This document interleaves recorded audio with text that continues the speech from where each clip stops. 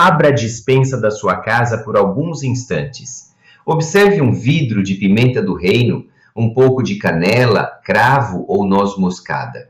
Hoje, esses produtos parecem comuns e podem ser encontrados em qualquer supermercado. Mas houve um tempo em que essas especiarias valiam verdadeiras fortunas. Reis, comerciantes e navegadores disputavam seu comércio porque elas representavam riqueza, prestígio e poder. É justamente aí que começa a nossa história. Para compreender como os europeus chegaram à América, primeiro precisamos entender por que decidiram atravessar oceanos. Nos séculos finais da Idade Média, a Europa passou por profundas transformações.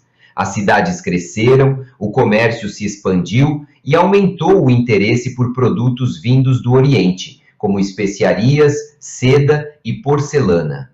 Essas mercadorias chegavam por antigas rotas comerciais que atravessavam o mar Mediterrâneo e passavam pelas mãos de diversos intermediários, principalmente árabes, venezianos e genoveses.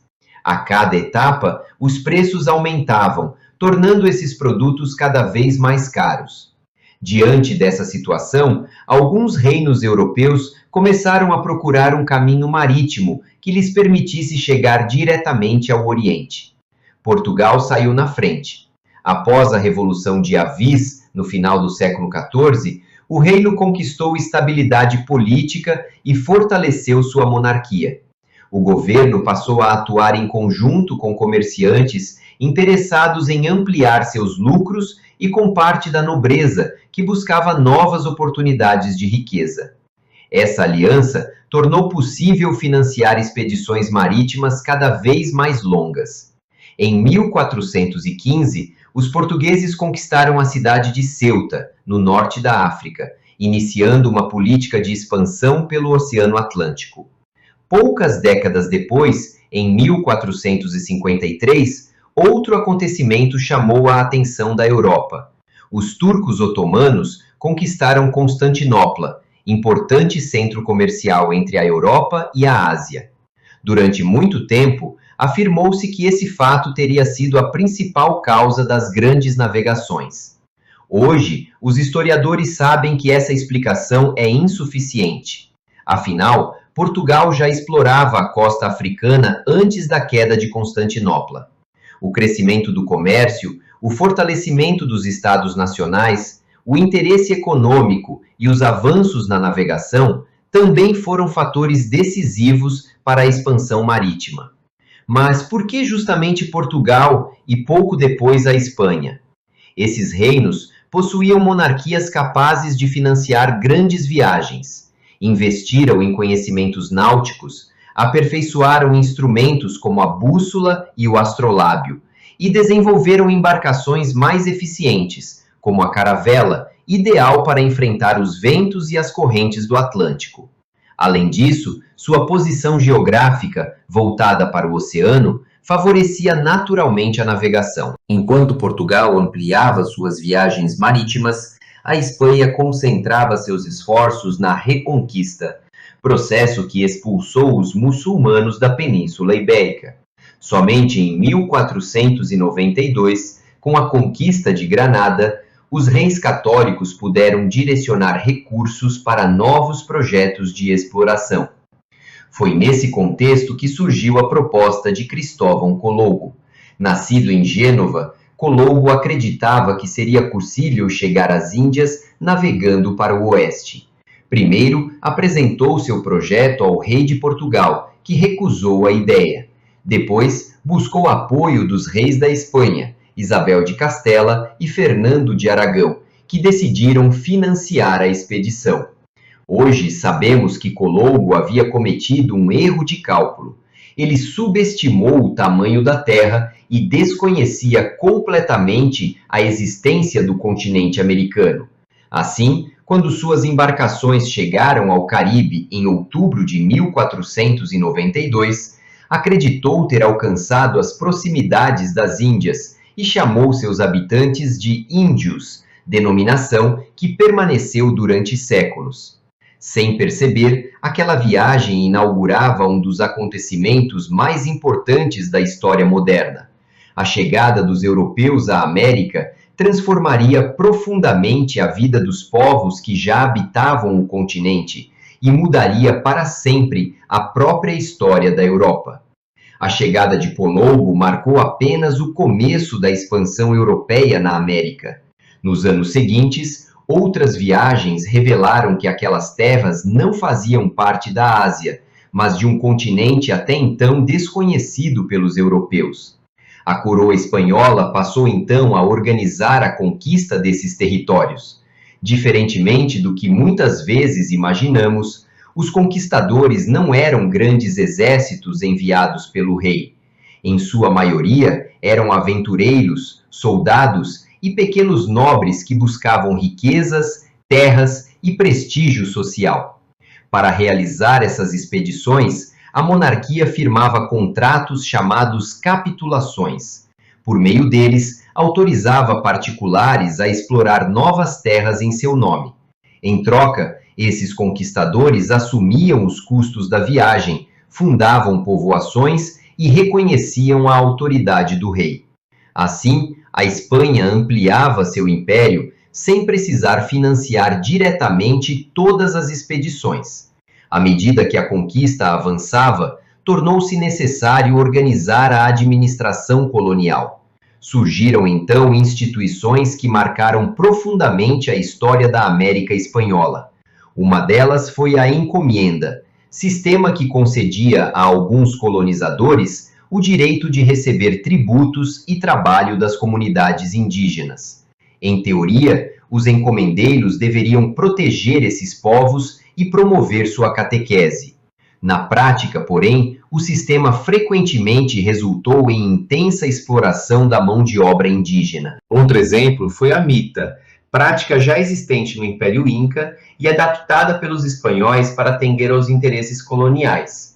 Milhares de indígenas passaram a trabalhar nas minas de prata, especialmente em regiões como Potosí, enfrentando jornadas exaustivas, acidentes e doenças que provocaram elevadas taxas de mortalidade. Para compreender esse período, é importante conhecer um conceito fundamental: etnocentrismo. Chamamos de etnocentrismo a tendência de julgar outras culturas tomando como referência os valores da própria sociedade. Muitos europeus do século XVI acreditavam que sua religião, seus costumes e sua organização política eram superiores aos dos povos americanos. Essa maneira de enxergar o mundo influenciou profundamente o processo de conquista e colonização.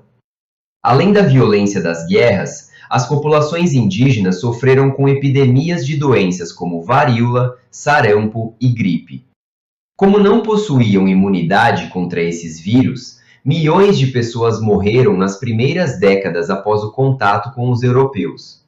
Entretanto, seria um erro imaginar que os povos indígenas aceitaram passivamente esse processo.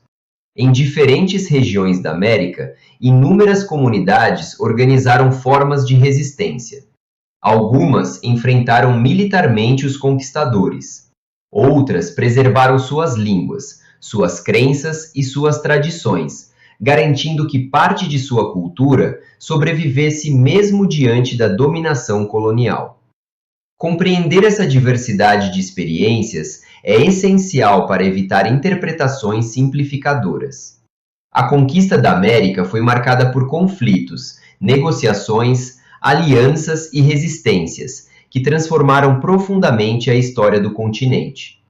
Enquanto a América espanhola se organizava em torno da exploração das grandes minas de ouro e prata, os portugueses desenvolveriam, no território que hoje corresponde ao Brasil, um processo de colonização bastante diferente. É justamente essa experiência que veremos a seguir. Enquanto a América espanhola concentrava sua riqueza na exploração de ouro e prata, a experiência portuguesa tomou outro caminho.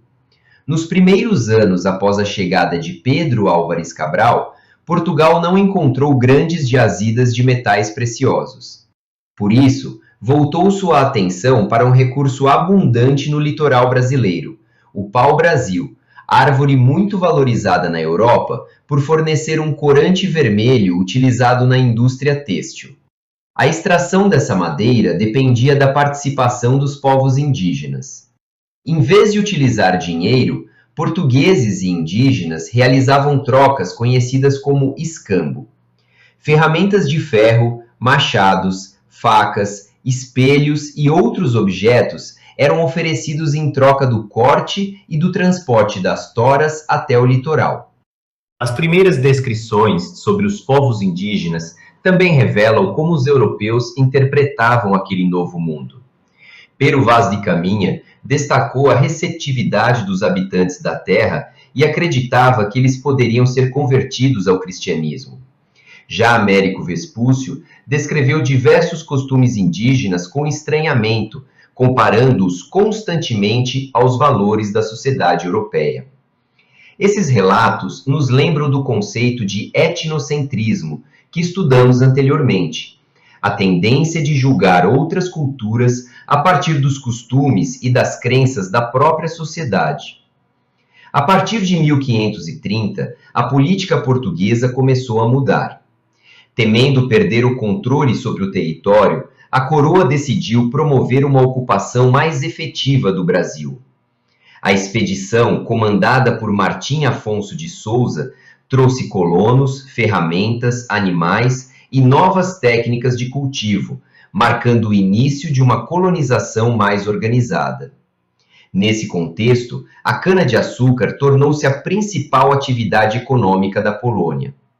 O clima e o solo do litoral nordestino favoreceram seu cultivo, e o açúcar rapidamente conquistou espaço no mercado europeu. O crescimento dessa produção aumentou também a necessidade de trabalhadores. Inicialmente, muitos indígenas foram escravizados pelos colonizadores, que frequentemente justificavam essa prática por meio da chamada guerra justa, argumento utilizado para legalizar a captura de grupos considerados inimigos ou resistentes à ocupação portuguesa. Entretanto, esse modelo encontrou diversos obstáculos. Muitos indígenas conheciam profundamente o território e conseguiam escapar das áreas de trabalho. As epidemias reduziram drasticamente a população em várias regiões, e, além disso, missionários jesuítas passaram a defender os indígenas aldeados contra a escravização ilegal, entrando em conflito com muitos colonizadores. Ao estudarmos esse período, é importante evitar interpretações simplistas. A colonização portuguesa foi um processo marcado por disputas, negociações, alianças e diferentes formas de resistência indígena. Cada povo reagiu de maneira própria à presença europeia, e muitas tradições sobreviveram apesar da violência da conquista. Essa história também não pertence apenas ao passado. Atualmente, o Brasil abriga centenas de povos indígenas que preservam diferentes línguas, culturas e formas de organização social. Muitos continuam lutando pelo reconhecimento de seus direitos, pela preservação de seus territórios e pelo acesso à educação e à cidadania. É justamente por isso que estudar história é tão importante. A história não existe para dizer o que devemos pensar, mas para explicar como a sociedade foi construída ao longo do tempo. Ao compreender a expansão marítima, a conquista da América e a colonização do Brasil, percebemos que muitos debates presentes na sociedade brasileira têm origens nesse passado. Conhecê-lo nos ajuda a interpretar o presente com mais conhecimento, espírito crítico e responsabilidade.